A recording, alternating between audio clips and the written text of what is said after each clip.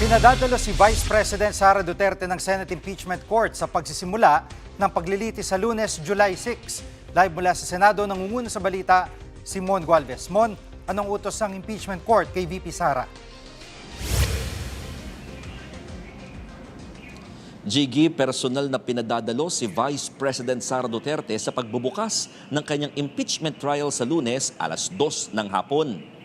Sa utos na inilabas ng Senate Impeachment Court, mismong si VP Sara o ang kanyang legal counsel ang pinaharap sa gagawing paglilitis. Inaasahan nilang tatalima raw dito si VP Sara sa direktiba ng Impeachment Court bagamat wala pang reaksyon ang kampo ng bise. Samantala, Jiggy, nagsagawa naman ng closed-door meeting o caucus ang ilang senador kaninang umaga na 2 araw na lamang bago ang mismong impeachment trial.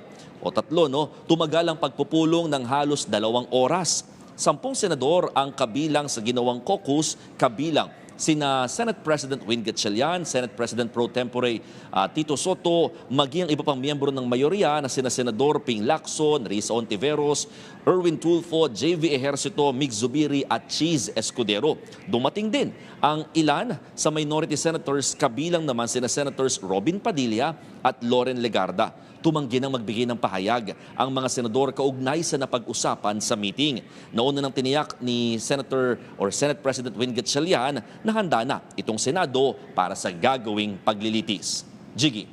At sino na ba ang presiding officer, Mon? Si Escudero ba o si Gatchalian? Alam mo, Jiggy, yan yung hindi pa rin talaga na-finalize hanggang sa ngayon. No? Hindi pa rin kinumpirma ng mga senador kung sino nga ba ang magiging presiding officer para sa mangyayaring impeachment trial. Kung babalikan kasi natin, Jiggy, tama ka na nabanggit, no? Umugong ang pangalan ni Senator Cheese Escudero na posibleng mamuno raw sa gagawin ngang paglilitis. Pero ayon din naman kay Senate President Win Gatchalian, handa raw siyang maging presiding officer dahil sa ilalim naman ng rules, lumalabas ng Senate President ang siyang umuupo bilang presiding officer. Jiggy. At Mon, paano ang latag ng seguridad sa impeachment trial? Well, few days from now talagang doble o triple na ang ginagawang paghihigpit ngayon. No? Ayon sa Philippine National Police, 6,000 pulis ang nakatakdang i-deploy naman sa labas lamang ng Senado para magbantay. Inaasahan kasi na daragsa ang mga grupong sumusuporta at yung mga tumutuligsa rin para nga sa vice-presidente. Narito ang pahayag ng tagapagsalita ng PNP. A comprehensive security plan is already in place. Intelligence monitoring are ongoing to monitor any threats that there might be.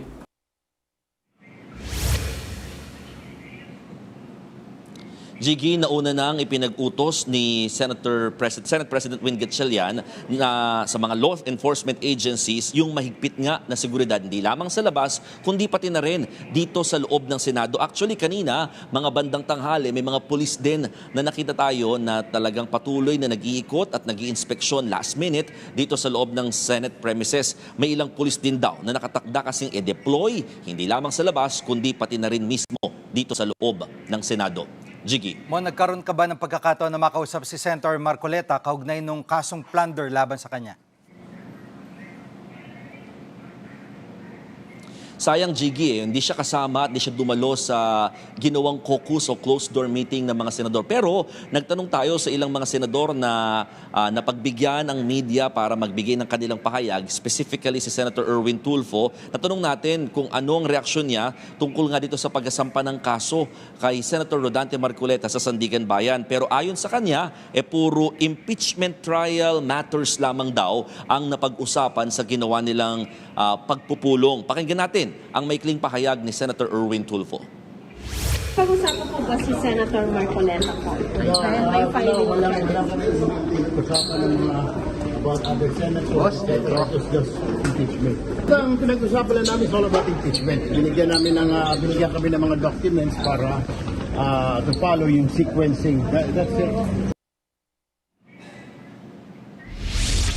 Sa ngayon, Jiggy, wala pa tayong kumpirmasyon at impormasyon, no, specifically, kung bibigyan din ba ng protective custody ng Senado si Marcoleta oras na maglabas na ng arrest warrant laban sa kanya. Pero kung babalikan natin, Jiggy, mismong si Marcoleta na ang nagsabi nang magsalita siya sa rally ng Iglesia ni Cristo na handa raw siyang magpakukulong kung kinakailangan.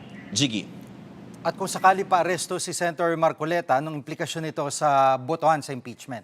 Mon.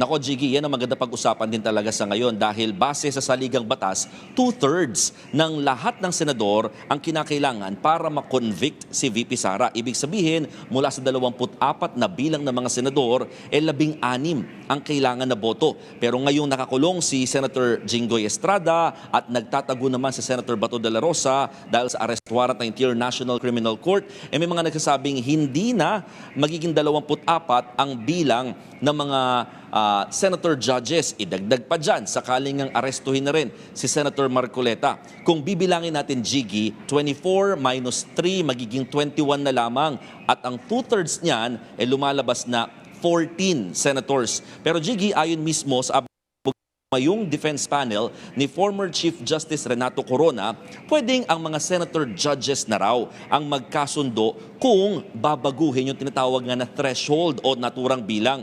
Kung may magko-question naman daw sa desisyon ng Senate Impeachment Court, doon na pwedeng iakyat sa Supreme Court ang usapin. Narito ang kanyang pahayag. So, let's say, nagbotohan sila. Ngayon, pwede mo ba iakyat sa Supreme Court yon? Under Article 8, Section 1, ano yun? If there was grave abuse of discretion amounting to lack or excessive jurisdiction. Kaya lang, doon sa pangalawang senaryo, pag tinuluyan yun ng Senado na, sige, ganito na lang ang botohan dito, tapos na, may outcome na. Ang mangyayari dyan, whatever the outcome is, yung hindi nanalo, yung talo, siya ngayon maghahabol sa court.